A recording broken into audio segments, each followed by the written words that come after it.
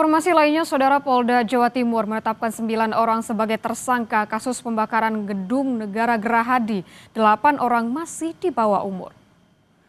Polisi menyebut 9 orang tersangka terlibat dalam aksi pelemparan bom Molotov yang membakar simbol pemerintah di jantung kota Surabaya. Selain 9 tersangka, polisi juga menangkap 74 tersangka lain yang menjadi pelaku pembakaran, perusakan, dan penjarahan.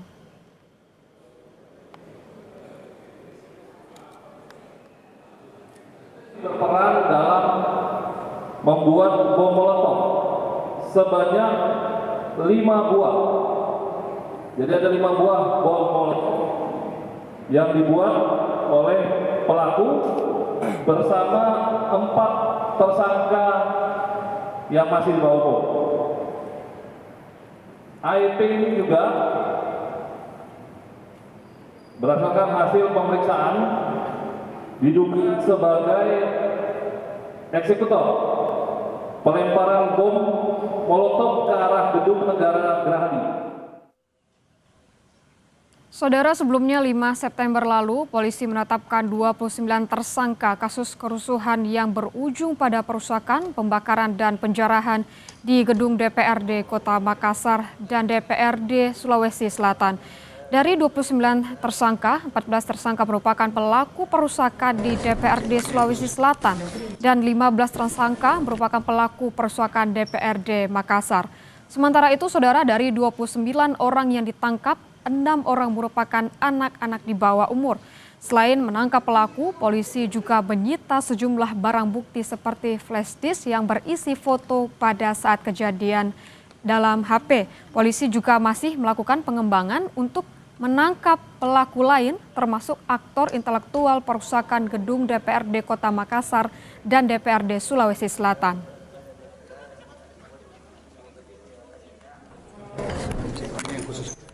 Ada flash disk yang isinya semua rekaman CCTV dan juga kita menganalisa dari semua media sosial yang waktu itu sedang live. Polisi masih melakukan pendalaman apakah ada aktor intelektualnya dan siapa orangnya. Nah, ini masih terus dilakukan penyelidikan. Jadi tidak berhenti di sini, pihak kepolisian masih melakukan penyelidikan dan nanti kalau memang itu bisa dibuktikan nanti akan kita sampaikan kembali. Pada 5 September lalu juga di Jakarta, Saudara, Satreskrim Polres Metro Jakarta Utara menangkap 70 orang pelaku penyerangan kantor Polres Metro Jakarta Utara pada Sabtu malam. Setelah diperiksa secara intensif, 66 orang ditetapkan sebagai tersangka. Tersangka berperan melempari petugas dengan benda tumpul dan petasan, serta merusak sejumlah fasilitas kantor Polres Metro Jakarta Utara. Kapolres Metro Jakarta Utara, Kombes Erik Frendris, menegaskan pelaku bukan demonstran tetapi perusuh.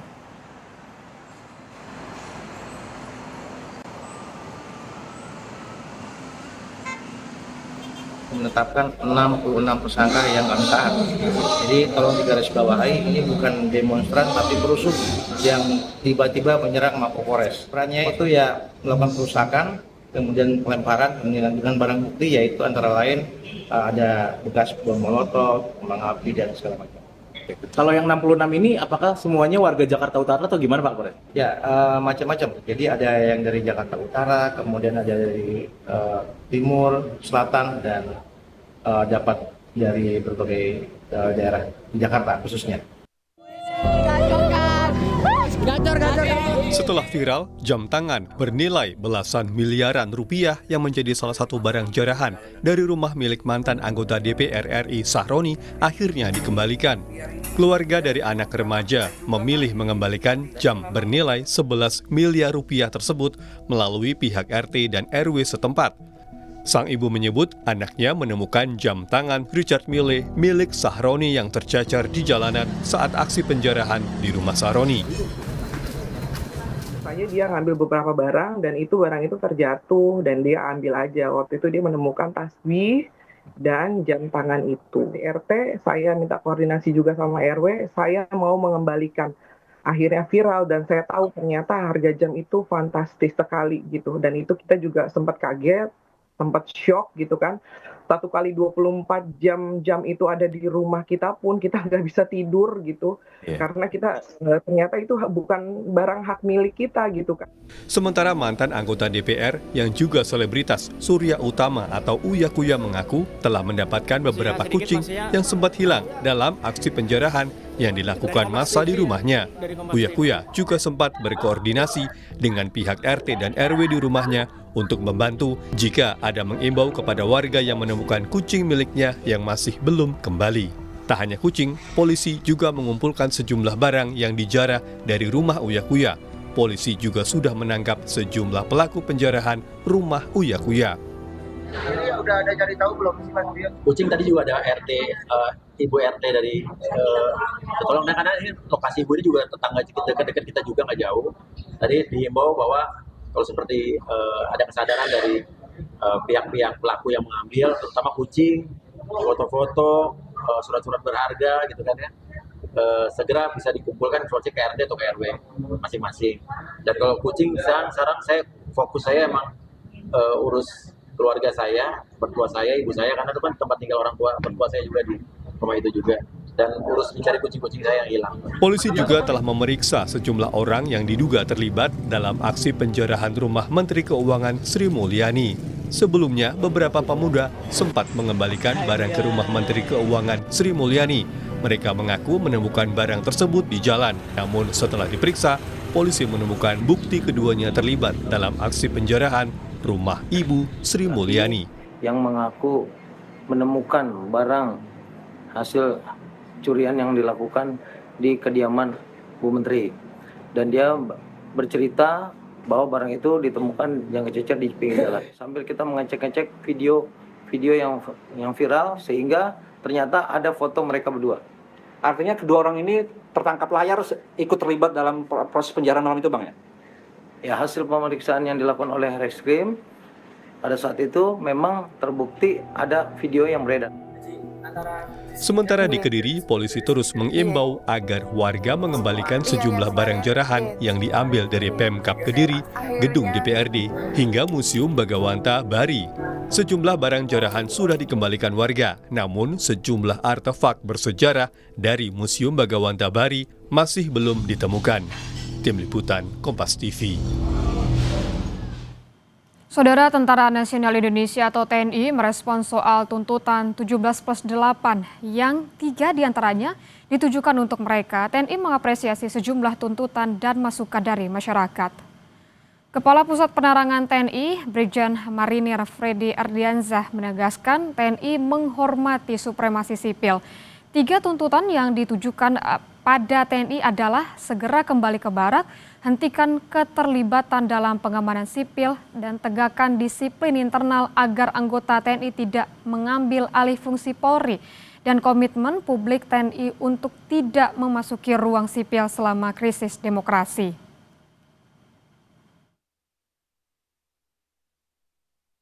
TNI sangat mengapresiasi ya beberapa tuntutan maupun masukan 17/8 yang tiga untuk TNI, baik dalam jangka waktu seminggu maupun setahun. Ya. Intinya bahwa TNI sangat menghormati dan mengapresiasi tuntutan itu. Kemudian dalam konteks kerangka hukum dan demokrasi Indonesia, TNI sangat menjunjung tinggi dan menghormati supremasi sipil. Apapun yang diputuskan, apapun kebijakan yang diberikan pada TNI, itu akan dilaksanakan dengan sebaik-baiknya dan dengan penuh kehormatan. Saya kira itu. Terima kasih. Polisi mengusut aktor utama di balik aksi anarkistis yang terjadi pada demo akhir Agustus di sejumlah titik di Jakarta. Kabid Humas Polda Metro Jaya, Kombes Ade Arysyam Indradi menyebut polisi sudah menangkap 43 orang yang diduga menjadi provokator aksi anarkistis dalam demo beberapa hari lalu. Ade Ari menyebut penyidik Polda Metro Jaya membagi 2 klaster terduga provokator, yakni provokator tindakan anarkistis di lapangan dan seruan demo di media sosial. Selanjutnya dari Agustus, untuk 25 Agustus. Next. Dari 25 Agustus, tersangka itu ada 2 klaster lah ya, ada 2 kelompok. 6 tersangka pertama adalah kelompok orang yang diduga atau tersangka yang diduga menghasut, mengajak khususnya anak-anak, pelajar untuk ikut atau berada untuk hadir dalam situasi yang membahayakan keselamatan jiwa anak. Itu poinnya. Ya, kemudian klaster yang kedua adalah pelaku anarkis dan pelaku yang melawan petugas. Akan mengusut tuntas aktor utama, aktor penggerak utama di balik kerusuhan. Ini masih berproses, ya, mohon waktu.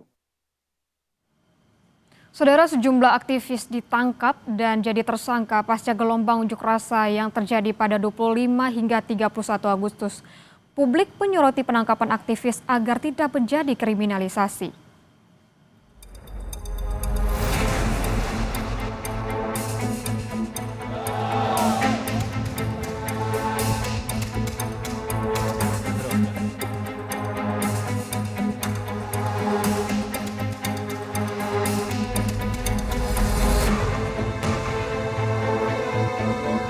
Saiful Amin, orator demo di Kediri, Jawa Timur yang sempat berdebat dengan Kapolres Kediri Kota saat demo 30 Agustus lalu ditangkap. Saiful Amin ditahan di rutan Mapolres Kediri Kota setelah diduga menjadi provokator pada demo yang berujung ricuh. Saudara SA, inisial SA, atas dugaan persangkaan pasal 160 KUHP berdasarkan penetapan dari adanya alat bukti keterangan saksi, kemudian alat bukti surat, kemudian alat bukti petunjuk. Direktur Lembaga Bantuan Hukum Al-Faruq, Taufik Dwi Kusuma, menyayangkan penetapan Saiful Amin sebagai tersangka. Ia menyebut mantan Ketua Cabang PMII Kediri itu bukan provokator atau dalang kerusuhan. Antara aksi solidaritas Afan dan kerusuhan itu dua kejadian yang berbeda. Sekitar jam 5 sore atau sebelum peristiwa pembakaran dan penjarahan, Saiful sudah pulang. Kata Taufik yang dikutip dari media setempat, kediripedia.com. Sebelumnya di Jakarta, Del Pedro Marhain, Direktur Eksekutif Lokataru, juga ditangkap polisi. Del Pedro ditetapkan tersangka penghasutan melalui media sosial yang berujung demo ricuh dengan melibatkan remaja. Tersangka DMR adalah melakukan melakukan kolaborasi dengan akun-akun IG lainnya untuk menyebarkan ajakan agar pelajar jangan takut. Tersangka SH itu adalah akun atau admin dari akun IG, nama akunnya @gm. Perannya adalah juga melakukan collab akun IG untuk menyebarkan ajakan pengerusakan. Selain Del Pedro, ada pula Syahdan Hussein, admin sekaligus humas akun Instagram @gejayan memanggil yang juga ditangkap atas tuduhan yang sama. Tim Advokasi untuk Demokrasi menilai penetapan tersangka sejumlah aktivis oleh kepolisian cacat prosedur hukum. Tim meminta penangguhan penahanan untuk Del Pedro. Kami melihat ada dua proses yang miss dan yang sudah seolah-olah ini terburu-buru. Dan ini bukan seolah-olah ya, memang terburu-buru dan secara formal sudah cacat prosedur hukum. Jadi itu penting sekali untuk diperhatikan bahwa kemudian berpendapat dan sebagainya di dalam sosial media itu sangat mungkin sekali tanpa proses yang jelas kita bisa ditetapkan sebagai seorang tersangka dan dijemput. Menteri Koordinator Bidang Hukum, HAM, Imigrasi dan Pemasyarakatan Yusril Ihza Mahendra menegaskan penangkapan Direktur Eksekutif Lokataru Foundation Del Pedro tidak melanggar hukum. Yusril meminta Del Pedro melakukan perlawanan sesuai mekanisme hukum yang berlaku. Dan saya kira setiap orang kan harus gentleman menghadapi satu proses hukum. Kalau misalnya oleh aparat disangka dia melakukan satu kejahatan dan menurut aparat penegak hukum ada bukti-buktinya, ada bukti-bukti permulaan yang cukup, tapi dia juga bisa menggunakan advokat untuk menyanggah. Direktur Eksekutif Amnesty International Indonesia, Usman Hamid, menilai Penangkapan aktivis dan warga sipil yang diduga terlibat provokasi tidak tepat. Penyampaian pendapat di muka umum dijamin undang-undang. Tidak tepat ya. Pertama, secara material proses penetapan tersangka mereka didasarkan pada pasal-pasal yang saya kira lemah untuk menuduh mereka misalnya melakukan penghasutan kepada publik untuk melakukan tindak pidana atau misalnya melakukan penghasutan terhadap anak-anak untuk melakukan tindak pidana.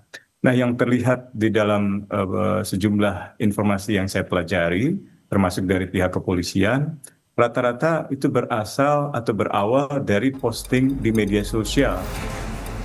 Publik kini menyorot tindakan aparat yang menangkap sejumlah aktivis buntut demonstrasi akhir Agustus lalu di berbagai daerah.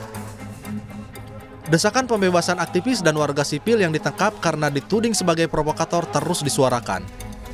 Publik berharap agar penangkapan para aktivis tidak menjadi kriminalisasi atau pembungkaman suara kritis masyarakat. Tim Liputan Kompas TV.